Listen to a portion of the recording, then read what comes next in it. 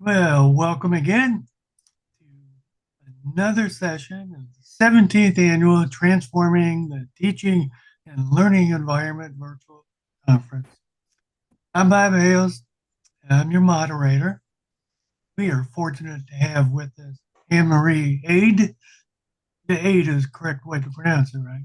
You never That's can say correct. Addie, I guess.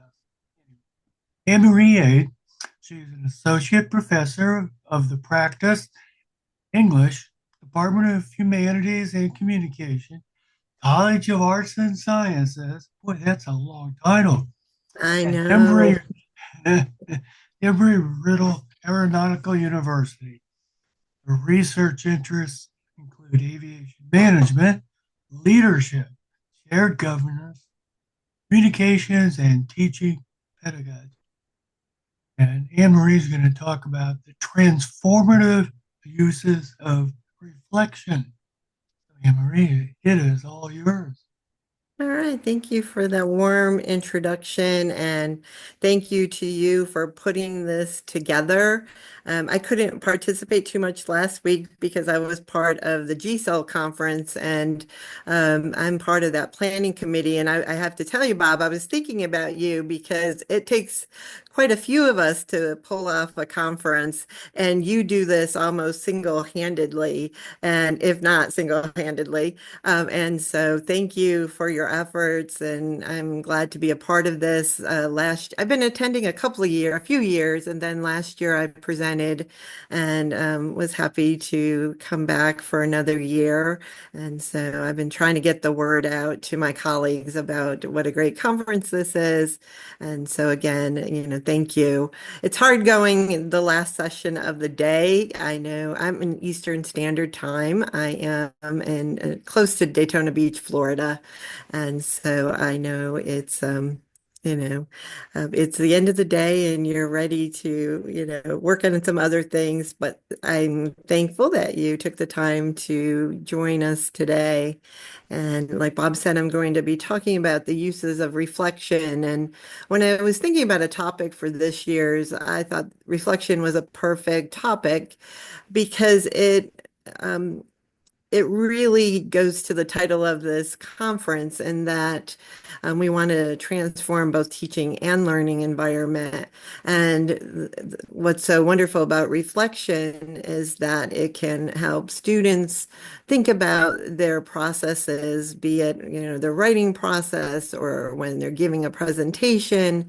And so they're learning through reflection, but we also learn through their reflections, and we improve our teaching, and it transforms our own environment if we're using those student reflections in the right way, to improve our teaching effectiveness, for example.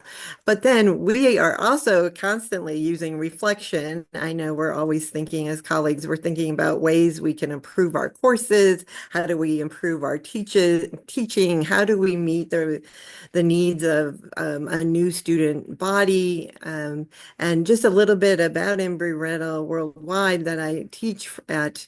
We are all remote. There are two residential campuses, Daytona Beach and Prescott, Arizona. But I am from the Worldwide campus, so teaching remotely.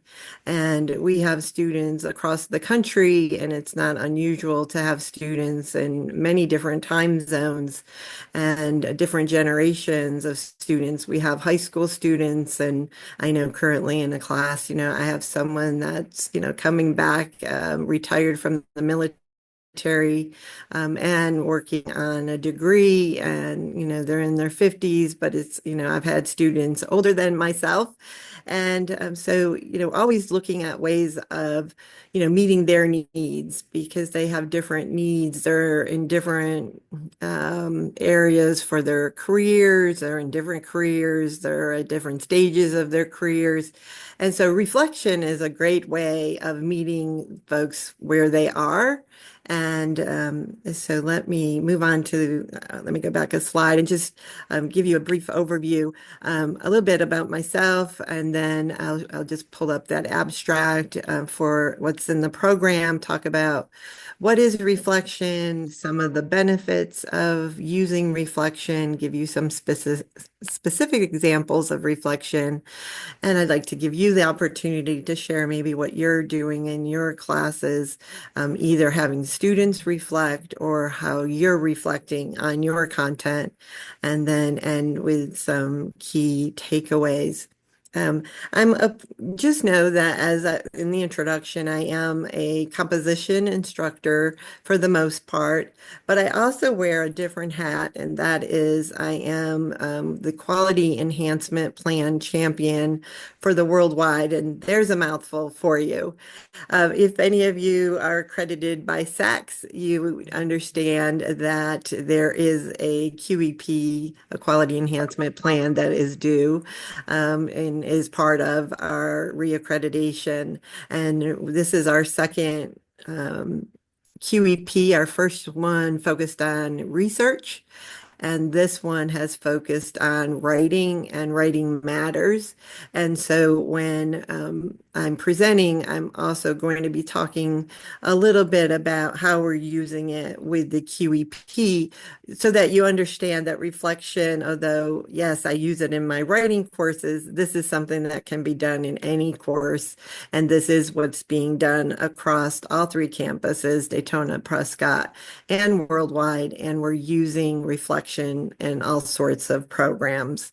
And so hopefully you'll think about how you may use it differently than you're using it now. And this is the abstract, and Bob, gave an introduction. So I won't read this to you, but essentially, I just gave you the overview, and we'll talk about some benefits and some examples, give you an opportunity to talk about how you use reflection, and then we'll wrap it up for the day. If I can get my cursor to work. So I think most of us, have, when you think of reflection, you probably just think, yeah, we're reflecting. Yeah, that's what it is. You're thinking about your process. You're thinking about how to improve your courses. Your students are thinking about how what they learn in writing class can be used in a physics class, or what they've learned in math can, be used in a different class or a different career field, or in their career field. So it's thinking deeply about one's own learning, or for us, it's about reflecting on our own teaching and looking at the strengths and weaknesses and the ways we can grow and improve. And for the students, again, for them to be looking at their strengths and weaknesses, and maybe areas that, they realize in a course they didn't quite understand, and maybe they can address that weakness in some way with the hope of, improving and growing and taking what they learned to other courses or to their field of their discipline, to taking it back to whatever they're doing in their careers or hope to do in their careers. So through reflection, it's always about creating, new ideas and new insights. I'm only going to use two references in the slide deck. If you want more references on reflection, please, at the end, I'll share my email and my phone number. Feel free to reach out, and I can send you some of the research that's going on in the area of reflection. But I didn't really want to overwhelm you about the research piece, but just the practical side of using reflection. Cavilla back in 2017 said students are entitled to the exposure of skills and tactics that will allow them to develop into their full and utmost potential as an individual, which is a sojourn that can be traversed successfully through the power of self-reflection. And I think the critical piece here is that reflection. We want all of our students to reach their potential. And just knowing that you can do that through reflection, I think is really powerful. And when I was putting together the slides, I was thinking about should I give you the examples first or the benefits? I decided to do benefits first just so that you can keep these in mind when we look at the examples. And we can always go back to these benefits as we progress through the slides and the presentation. But when you ask students to reflect, it really does increase their self-awareness. And I'll talk about some of, I'll give you little tidbits of things, and then we can talk about them under the examples in more depth. When students take developmental English, there's an activity in a journal where they're asked to reflect on their writing processes, what's worked for them in the past, what hasn't worked for them. And this way they start thinking about, how they feel right now, say about writing and what's worked for them. And I always say to students, it's going to be different for each individual. They're always looking for that answer when they come to any of our courses, right? They want to know, like, what's the best way? And sometimes they're not satisfied when I tell students that, well, there's no one best way of learning because we're all different. So the idea is just to get students thinking about where they are with their skills and increasing that self-awareness. And it's helpful to me as the instructor if we want to, give them a better learning environment and we want to improve our teaching. They talk early on about their fear of writing, for example. So I know that throughout the course, I need to give them some low stake activities where they're not going to be so fearful. So there's knowledge checks in the course. So be that in a composition class, they might have APA, a knowledge check on APA. It's just something they can go through and, check their understanding. But it's not graded. I mean, it will give the wrong answer and they can correct it. And the reason for the answer, what the correct answer is and the reason for the correct answer. But it's just a low stake activity. So we learn early on that, students are fearful about writing. In your course, it might be fearful of, research. It might be they're fearful of math. It's not an unusual thing to hear, students say, yeah, I really am afraid about taking this course. But also they begin and one other issue that comes up, and I know one of my colleagues is on the call, Courtney McQueen, and she knows that a lot of our students in these first journals will talk about how they procrastinate. And so Courtney has done a workshop on procrastination and how students can avoid procrastination. And I think, that's again, when you're looking at these students' reflections, I understand that each class is different, that they might have different issues they're struggling with. Some students are struggling with English as a second language or a third language, and they need a little help with grammar. So, by looking at their early reflections, you have an idea of how you can move forward in each of the courses. But students in those initial activities also start thinking about what they're doing well. And I try to give them kudos if I see some technique that they do well. Some students know, for example, that they can't work with noise. Some people work better with having noise in the background. And so they start thinking about, what their own environment should be, what's ideal for each of them. And throughout the course, as they progress, using reflection really does help them improve their critical thinking skills. And this is why our QEP focused on writing and reflection. We talk to employers, and employers of course, said that some students are coming ill-prepared in their soft skills, that they maybe need help working in teams or communicating, writing, and they like um, I guess the biggest belief we got from working with those advisory boards is that you can't teach those skills on the job. Students hopefully are coming to the job with those skills. You can teach the content. You can teach a student, you can teach an employee what they need to do, but some of the soft skills. And so reflection can help with that as well. I'm sure that as in the GSO conference, and there's been a lot of discussion about the use of AI. Should we use AI? The one thing about AI, and I have to say that at our university, it's encouraged to use AI as long as it's in an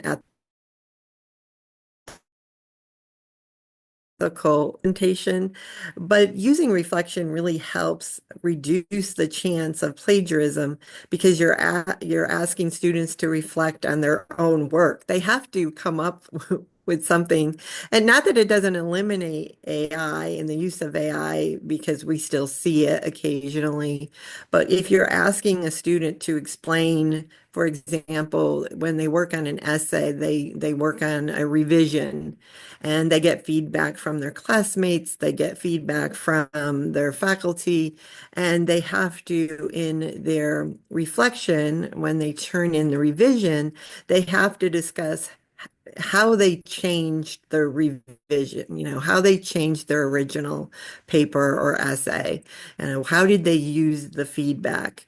And they have to work through they're asked to write about their writing process. So how did they locate research, for example? How did they come up with the outline? What kinds of things? Why did they select the topic? Those types of things. So they're asked to reflect on their writing and how they've improved their writing in the revision. And so they're less likely to go to AI for something like that because it's personal. Also, one thing that we've done in a lot of the assignments in our composition class because of the QEP is focused on writing, about on the job. So they're researching problems in their industry, for example. So again, less reliance on AI because they're in the field and they're able, and or they want to go into a field, and so they're able to, pick a topic that they're interested in. Again, it doesn't mean that they're not using AI, and that they're still, it doesn't eliminate plagiarism, and that's why I said it reduces the chances for plagiarism when they're reflecting. Um, it also gives them the chance to, and for you to see that the course learning outcomes are being met. I'll talk more about this in an example, but at the end of a term, you could ask students how they met the course learning outcomes. Now, like I said earlier, we work remotely and we work so online. And we have templated courses. So each class has the same learning outcomes. It's all the learning outcomes are also in the syllabus, and so this would also be true for if you're teaching an in-person class, asking the students how they met the course learning outcomes and reflecting on those. And that's an example I'll share in a few minutes. And as I've mentioned throughout so far, if you're using reflection, you can improve your effectiveness. For example, with the one where the students have to talk about how they've met or if they've met the course learning outcomes, they're told to select three of the course learning outcomes and address how they learned or met those course outcomes. And sometimes they'll say they didn't meet those course learning outcomes, which is great, because then I can see what's working and what's not working. And as with Courtney on the call, we're course developers, and so we can then redevelop the course based on the feedback we get. So we're continually improving the courses as we go along. And what I like about reflection, as I said, it can be applied to any discipline. Yes, I focus on writing a lot because I'm a composition instructor, but this can be used in any discipline, and it is being used in many disciplines at our university. But it can be used at any level of higher education. I mean, you can ask elementary students, to talk about, even if they can't write something out, you could ask them to reflect on something, a reading, if you're reading them a book or, a story or something like that. So it can be used at any level. And hopefully at the end you can add to this list. So I have two slides for student examples, and then I'll pause to see if you want to talk about anything that you are doing in your courses. And I'm dating myself a little bit. I go back to the years of classroom assessment techniques, CATS, Angelo and Cross's work. They're really just comprehensive or comprehension checks throughout the course instead of waiting to a test to see if a student understands. It's just asking students periodically throughout the course. One of the most famous one is the 1 minute paper, where you go over a topic and you ask students to write for 1 minute on a topic, and they write about, what's the one thing they learned, maybe a question that they still have after the lesson. So you can see that these can be easily used in class or online. And online, you can pop in a survey into your course, and ask students. We periodically in the one course have students write in their journal. So midway through, they talk about what they've learned so far in the course, also what they would like to see more of. And surprisingly, I mean, maybe it doesn't surprise folks, but even in our composition courses, so not a developmental class, students want more grammar, for example. They say, I wish you had more grammar activities. And then I realize, okay, maybe there's something that the student needs additional help with, and I can just send the student. Or, maybe I'm seeing sentence fragments and comma splices or comma errors, and I can, throw an announcement up for students or do a small video. So there's a lot of ways to address the feedback once you get it, but it's just about stopping for a moment and asking students, do you understand this? Are you confused? Sometimes they'll write about the directions not being clear. And so that's again something I can address immediately and also when I redevelop a course. So it's, it works both ways for the student, improving the environment for them, but also improving our own teaching. And I mentioned this one in the place of a final exam. So, just talking a little bit about our QEP, our quality enhancement plan said that all three campuses would, with their English composition course, so that's Daytona, Prescott, and all the worldwide online courses, would have their English composition align their course learning outcomes to the QEP. So in the QEP, there's a lot of discussion about the rhetorical situation. So it's questions like audience, purpose, the medium that's going to be used, the conventions of, how the conventions of a letter are different than the conventions, say, of an essay or a research paper. So, and part of that in English 123 is also a typical composition course where the students are learning documentation. So they're learning APA format. And as I said, and we use this in place of the final exam, students are asked to um, look at the outcomes, and they select three outcomes and write an essay. And so basically it's a brief introduction, and then in one paragraph, they're going to discuss how they met the one course learning outcome, then another course learning outcome in the next paragraph, and so forth, and then the brief conclusion. So this essay is in place of a typical final exam. Um, and as part of the QEP, they also are using an e-portfolio system, which I will mention on the next slide. But that's not a necessity. And we actually found with the QEP that the e-portfolio didn't quite work the way we intended it to. So all three campuses now, though, have similar course learning outcomes that align with the quality enhancement plan. And so all students are getting that no matter where they're at. And so I'll go back to that example in a moment. And I didn't want to leave out folks that don't teach composition and don't teach writing in their courses.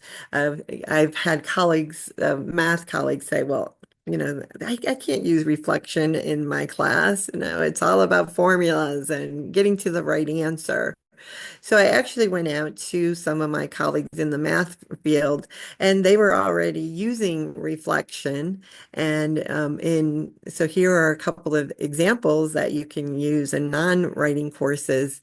One instructor did it in a way that after an exam, that if they got answers wrong, they could go back and they could earn full credit. Sometimes it was partial credit, but they could earn those points back if they explained what they did wrong. So they had to think it through. They couldn't just, come up with an answer. They had to say where they went wrong in the steps and why. And it turns out that this person was teaching physics and she was also using it in her homework problems the same way.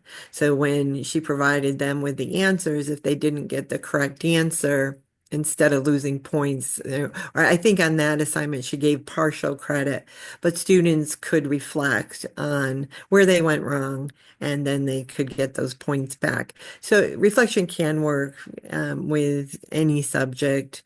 And so I just put here, think about how you could use it in discussions with homework problems, quiz questions, lab experiments. So the student is thinking that and improving their self-awareness and then being able to, you know, learn, which is what we want, of course.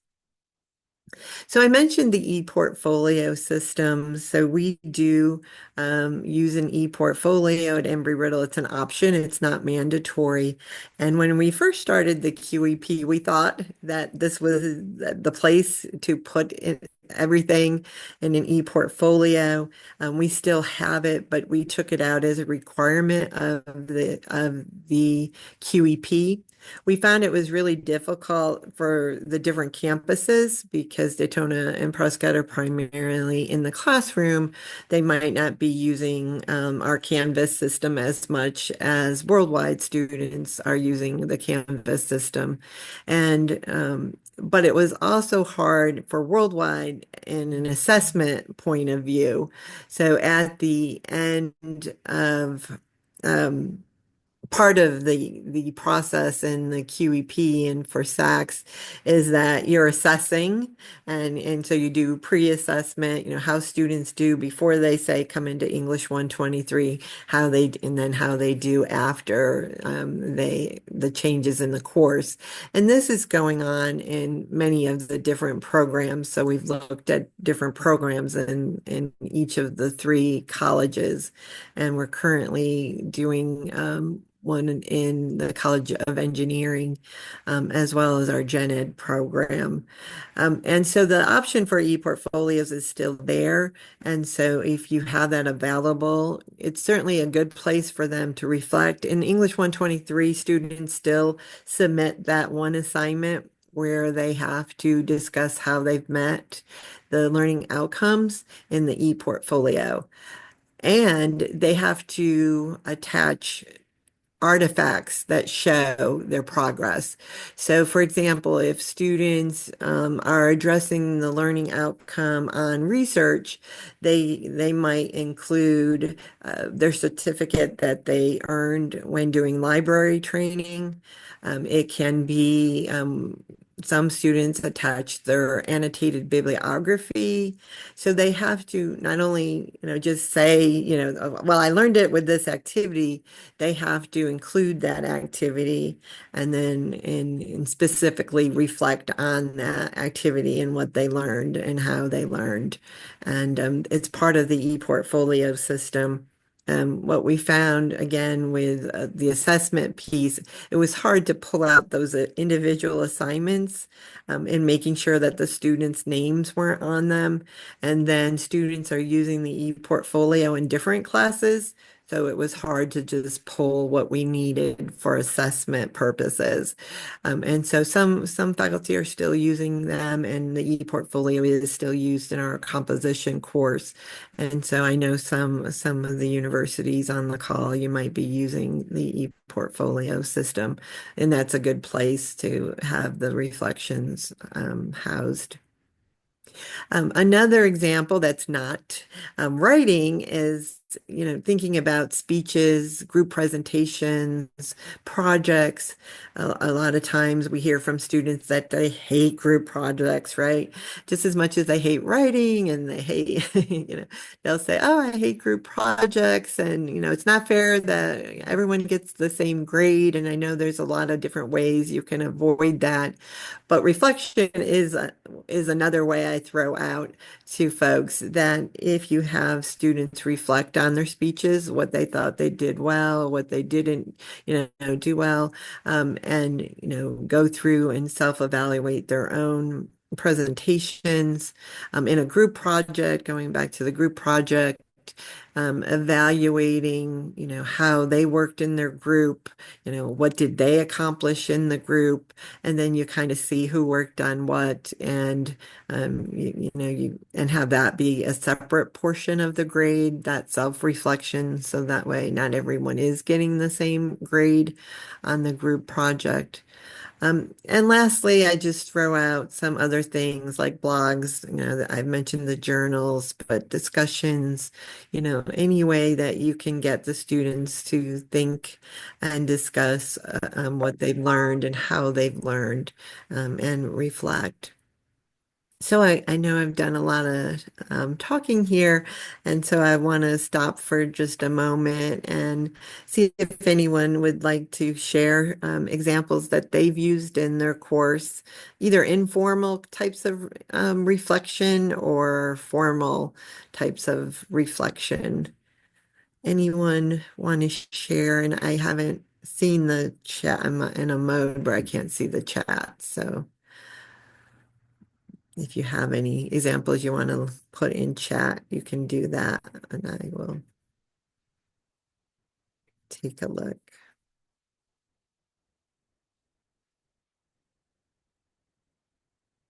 You can either turn on your mic or just throw it in chat.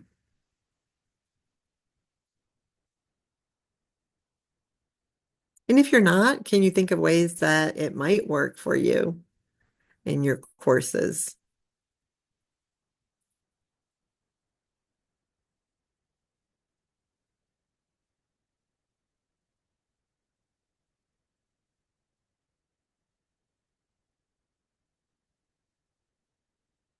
The quiet group before the end of the day. Okay, in chat, I'm seeing Jessica says, I teach history courses and I use reflections in the form of journal entries. I have students respond to a selection of resources or a prompt. I do not count off for grammar and style, but I found this is a great opportunity for students to engage with the materials in a less stressful way. Yeah, that's an excellent example. And like I said, those low stakes kind of things in our journals also, obviously they have to have some decency, some type of set and structure so we can understand, but the focus is not on grammar and spelling. It's really on just sharing. And something we've done just recently is we made those assignments complete and incomplete. Again, making it a little less nerve-wracking for students instead of getting, 100 or 70 or 60 on a very early assignment. They basically just get a complete or incomplete, and then that way we can focus on their strengths, weaknesses, and I need to understand what they're writing, but generally it's less. Yes, definitely. Excellent example. Thank you for sharing.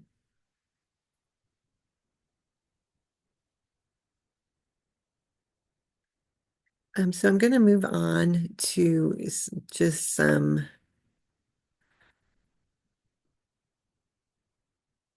faculty examples.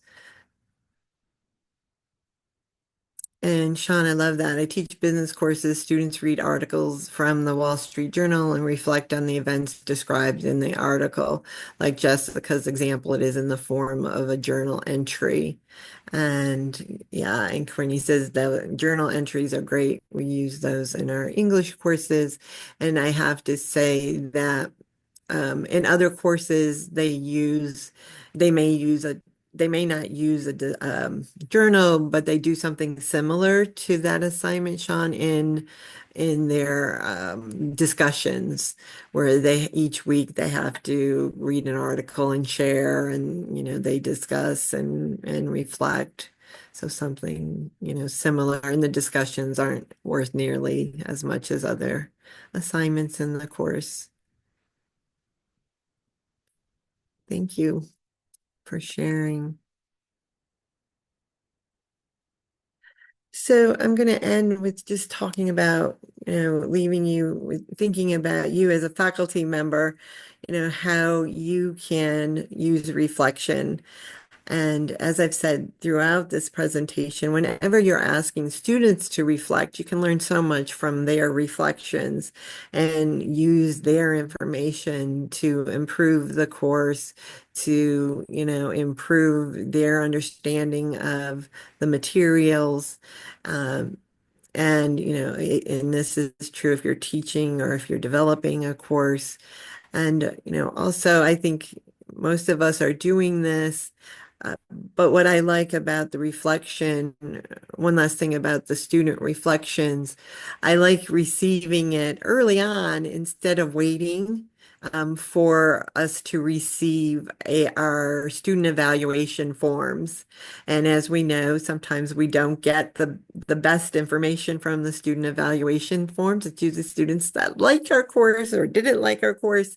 And it misses those students in between that have a lot to offer as far as what we could do better. And so that's also a reason why I like the self-reflection. In one of the journals, students are asked what they like about the course and what they didn't like about, and what they don't like about the course. What changes can we make? And, sometimes that can hurt me as an instructor, but I know it's like they're brutally honest. But sometimes you get those students that are afraid it's going to impact their grade and might not be brutally honest. But it's a good opportunity, right, to find out before those evaluations come in so you can make changes and you can address those concerns. Sometimes you realize, I mean, for us that teach online, we realize it was the student didn't understand how the modules worked. They weren't going through it step by step. They were just going to the to-do list. So that was something I could correct very early or, early on instead of waiting until, the eval and like, oh man, I should have done this. But we do need to continually reflect after the course is over.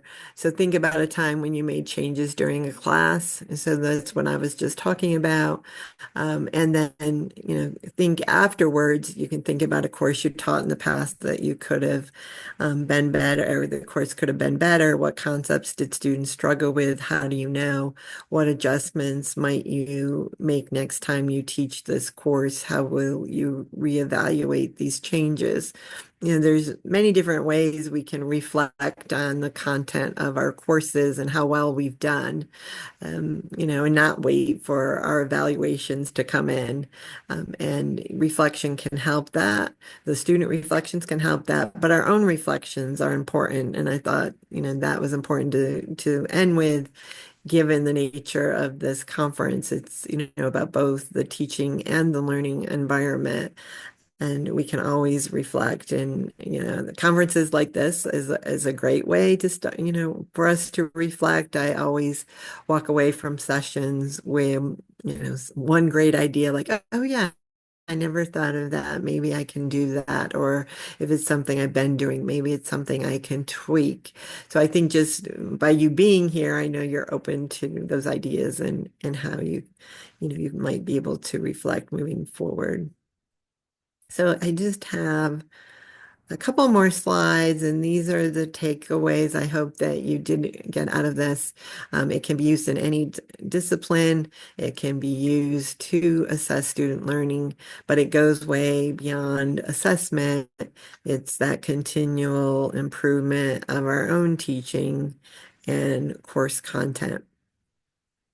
And like I said, I've only listed the two sources that I used within the slides, and Bob is going to post these. But if you want more references on reflection, or if you want the specific examples that I've talked about here, just let me know and I can send that info your way. So this is my LinkedIn and my email, and the phone is a cell. So if you want to text me, and let me know what you're looking for, I can send that your way, or give me a call.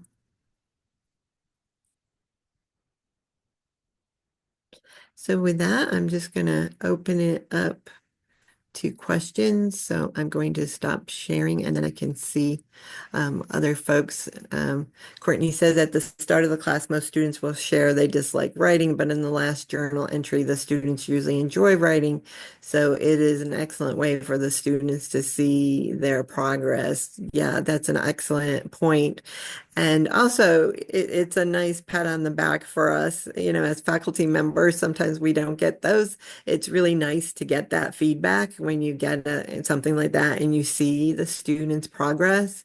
I really like in the assignments that we require revisions for, students have to write a letter, and they talk about their writing process, like I mentioned, and they talk about how they revised. And, it's for some students, even though you're reading it, you can see the light bulb really went off for this student, right? It went on, I should say, not up. It went on for this student. Or when we're looking at how the learning outcomes were met, it's like, okay, this is working. We should keep doing this in our courses. And so it's a continual process reflecting. But you're right, it's all about the students, Justin. It's what it's all about indeed. It's making sure that our students are learning the most they can, and hopefully applying and connecting the dots as they move forward. So thank you. And any questions for me?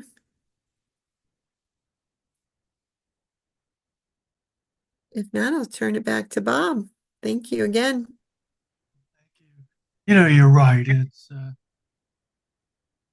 getting that feedback from students feels good. You know? If you're in teaching for the money, you're going to be disappointed all the time, right? Anyway, That I is thank absolutely you. true. Good. Hey, you had good attendance for the last session of the day. Thank So, you. Yeah, not bad, because I thought, oh my goodness, going last, that's tough.